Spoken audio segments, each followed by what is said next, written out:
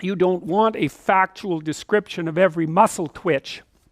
You want them to distill their experiences down into the gist, which is the significance of the experience. And the significance of the experience is roughly what you can derive from listening to the experience that will change the way that you look at the world and act in the world.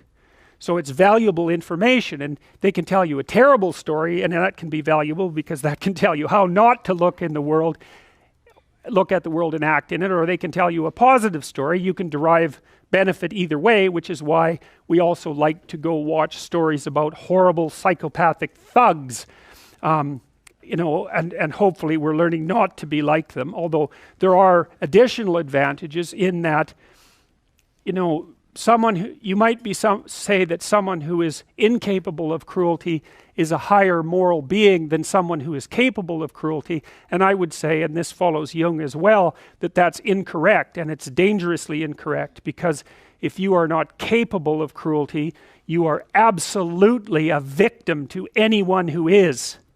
And so part of the reason that people go watch anti-heroes and villains is because there's a part of them crying out for the incorporation of the monster within them, which is what gives them strength of character and self-respect, because it's impossible to respect yourself until you grow teeth. And if you grow teeth, then you realize that you're somewhat dangerous, or maybe somewhat seriously dangerous, and then you might be more willing to demand that you treat yourself with respect and other people do the same thing.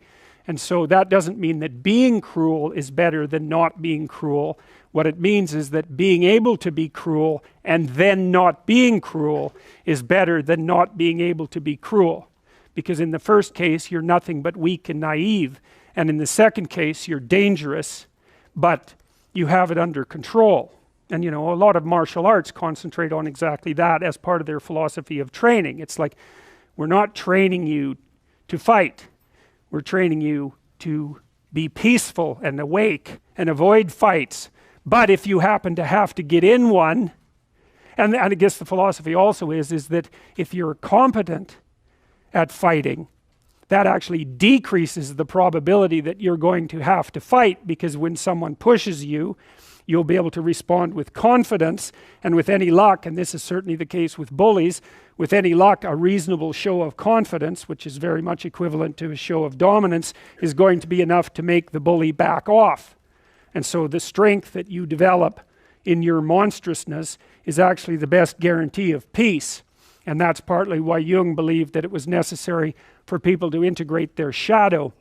And he said that was a terrible thing for people to attempt, because the human shadow, which is all those things about yourself that you don't want to realize, reaches all the way to hell. And what he meant by that was, it's through an analysis of your own shadow that you can come to understand why other people are capable, and you as well, of the sorts of terrible atrocities that characterized, let's say, the 20th century.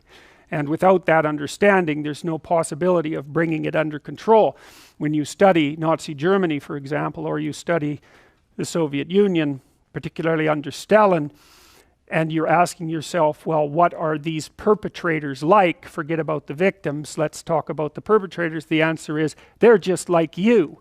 And if you don't know that, that just means that you don't know anything about people, including yourself. And then it also means that you have to discover why they're just like you. And believe me, that's no picnic. So that's enough to traumatize people, and that's partly why they don't do it. And it's also partly why the path to enlightenment and wisdom is seldom trod upon, because if it was all a matter of following your bliss and doing what made you happy, then everyone in the world would be a paragon of wisdom. But it's not that at all. It's a matter of facing the thing you least want to face. And everyone has that there's this old story in King Arthur where the knights go off to look for the Holy Grail, which is either the cup that Christ drank out of at the Last Supper, or the cup into which the blood that gushed from his side was poured when he was crucified. The stories vary, but it's basically a holy object, like the phoenix in some sense, that's a representation of transformation. So it's an ideal, and so King Arthur's knights who sit at a round table, because they're all roughly equal, go off to find the most valuable thing, and where do you look for the most valuable thing when you don't know where it is? Well, each of the knights looks at the forest surrounding the castle and enters the forest at the point that looks darkest to him. And that's a good thing to understand, because the gateway to wisdom and the gateway to the development of personality, which is exactly the same thing, is precisely through the portal that you do not want to climb through. And the reason for that's actually quite technical. This is a Jungian presupposition too, is that, well, there's a bunch of things about you that are underdeveloped, and a lot of those things are because there's things you've avoided looking at because you don't want to look at them, and there's parts of you you've avoided developing because it's hard for you to develop those parts. And so it's by virtual necessity that what you need is where you don't want to look, because that's where you've kept it. And that's why there's, you know, an idiosyncratic element of it for everyone.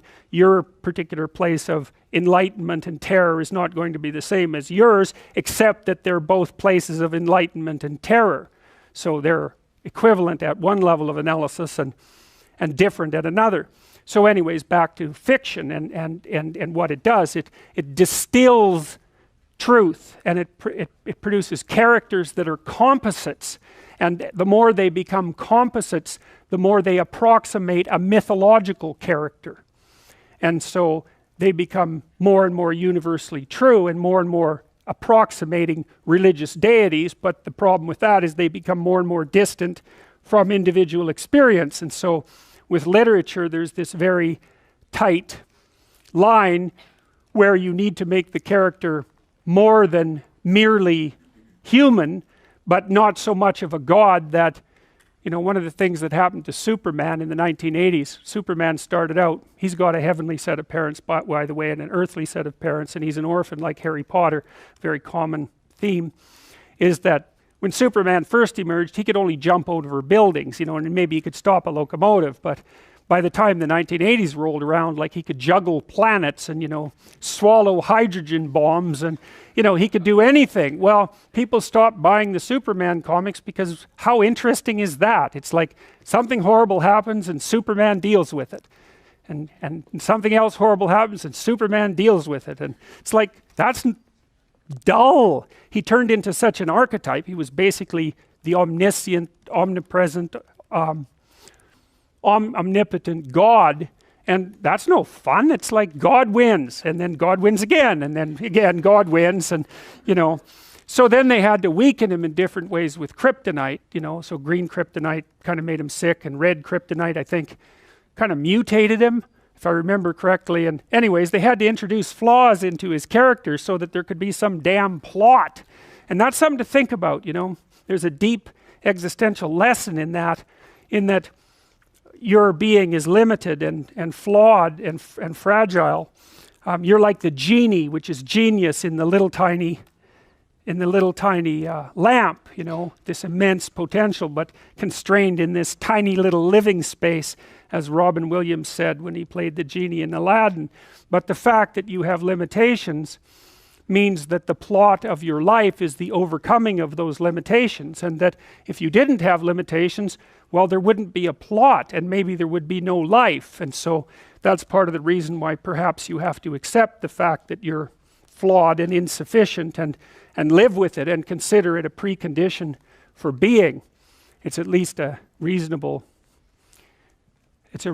idea. So anyways, one of the main characters is the country, the known, the explored territory. We went over that a bit, and it always has two elements. I mean, your country is your greatest friend and your worst enemy, you know, because it squashes you into conformity and demands that you act in a certain manner and reduces your individuality to that element that's tolerated by everyone else, and it constrains your potential in a single direction. And so it's really tyrannical, but at the same time it provides you with a place to be and all of the benefits that have accrued as a result of the actions of your ancestors and all the other people that you're associated with. So there's the good tyrant, or the bad tyrant and the good king, and those are archetypal figures, and that's because they're always true, and they're always true simultaneously, you know, which is partly why I object to the notion of the patriarchy, because it's a it's the what do you call that? It's the apprehension of a mythological trope, which is that of the evil tyrant, without any appreciation for the fact that the archetype actually has two parts, and the other part is the wise king. And you know, you can tell an evil tyrant story about culture, no problem, but it's one-sided, and that's very dangerous, because you don't want to forget all the good things that you have while you're criticizing all the ways that things are in error. That's a lack of gratitude, and it's a lack of wisdom, and it's founded in resentment, and it's very dangerous, both personally and socially.